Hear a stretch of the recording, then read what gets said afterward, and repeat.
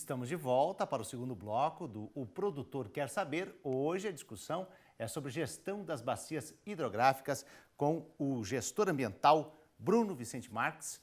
Bruno, nós falamos de alguns experimentos ou de alguns projetos de bacias hidrográficas no Brasil. Lá fora, tem algum modelo que o Brasil possa copiar ou nós estamos avançando? Como está isso? Como comparativo?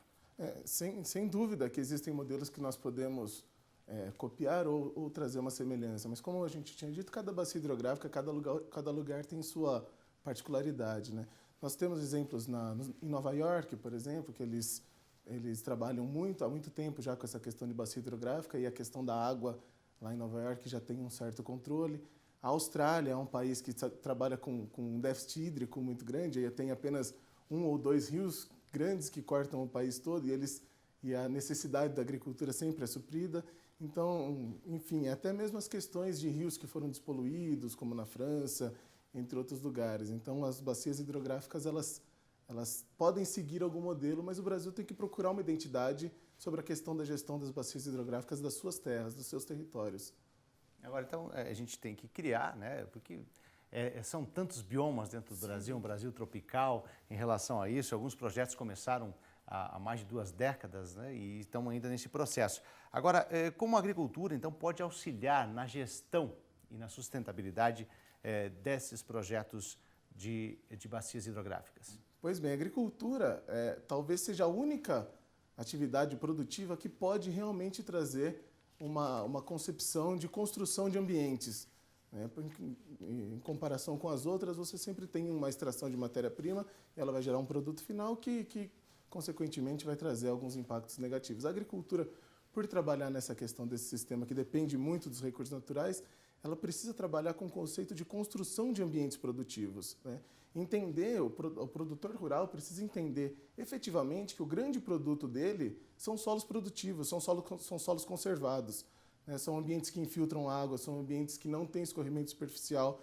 E a partir desse momento que o produtor tem essa concepção de ambientes produtivos, o que ele plantar, seja soja, milho, café, frutas, isso é só a atividade econômica que ele vai exercer, porque o grande produto dele são ambientes conservados, ambientes produtivos.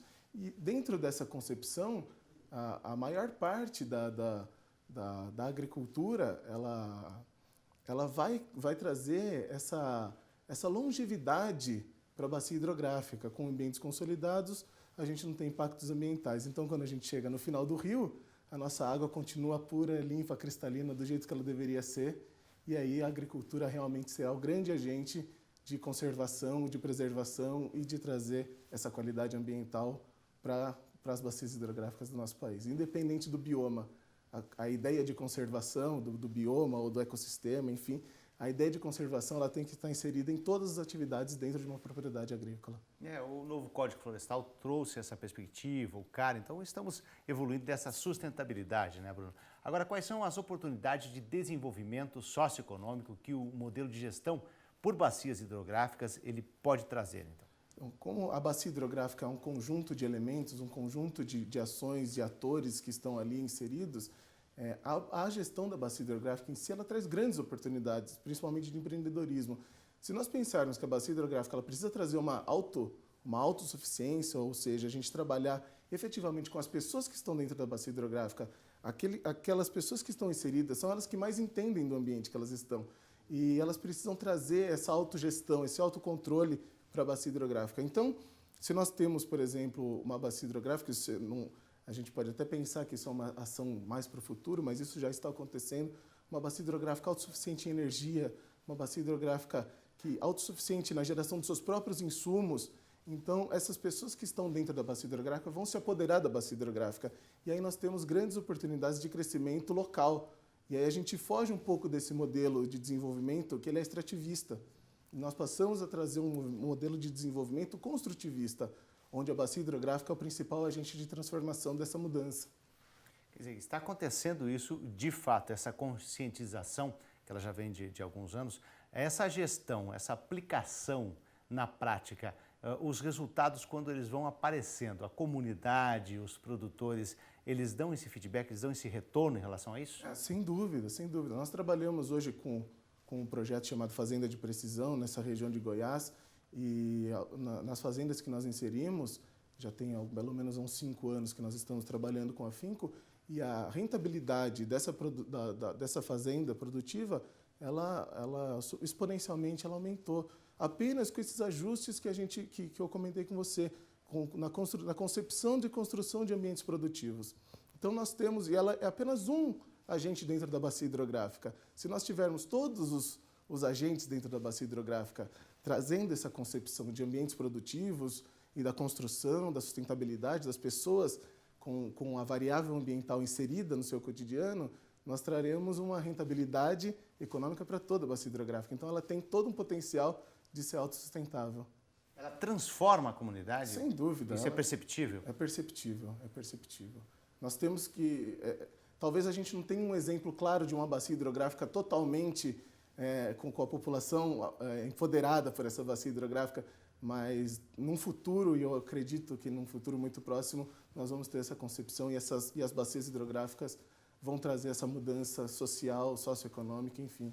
Todos esses paradigmas que hoje nós temos precisam ser quebrados e aí nós vamos avançar, sem dúvida, para uma gestão de primeiro mundo no nosso país. Agora, Bruno, você citou alguns países, a gente já conversou sobre isso, mas essa é uma tendência, realmente é uma tendência mundial em desenvolver modelos e sistemas que minimizam os impactos ambientais negativos. Como é que o Brasil está nessa relação a essa tendência, né? Sim, essa tendência mundial ela já vem ocorrendo desde a década de 60, com os movimentos naturalistas, enfim, quando nós percebemos que o mundo, que o ecossistema, que a natureza precisava de um olhar especial. E o Brasil vem caminhando, talvez a passos um pouco mais curtos, mas nós temos seguindo essa tendência mundial.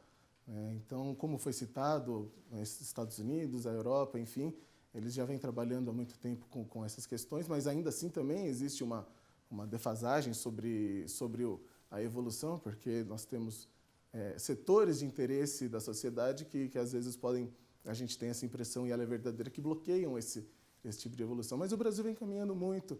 Você citou anteriormente o Código Florestal. Nós precisamos de um código ambiental, na verdade, não de um código florestal. Nós precisamos de uma coisa que abranja mais essa concepção do que é o ambiente, né? Então, como foi dito, a questão ambiental é muito naturalista hoje. A gente trabalha muito com a questão ecológica, e sendo que eu acabei de citar exemplos da bacia hidrográfica, que todo mundo faz parte da bacia hidrográfica, é o nosso ambiente, né? Então, a gente precisa entender como essa tendência mundial que foi colocada vai trabalhar a favor e como a gente pode sobrepor essa tendência mundial. O Brasil é um exemplo de gestão de bacias hidrográficas, gestão de terras, gestão de áreas. Enfim, nós temos esse potencial de sair um pouco na vanguarda disso aí. Tá certo. Muito obrigado ao gestor ambiental Bruno Vicente Marques pela excelente explicação. Muito obrigado.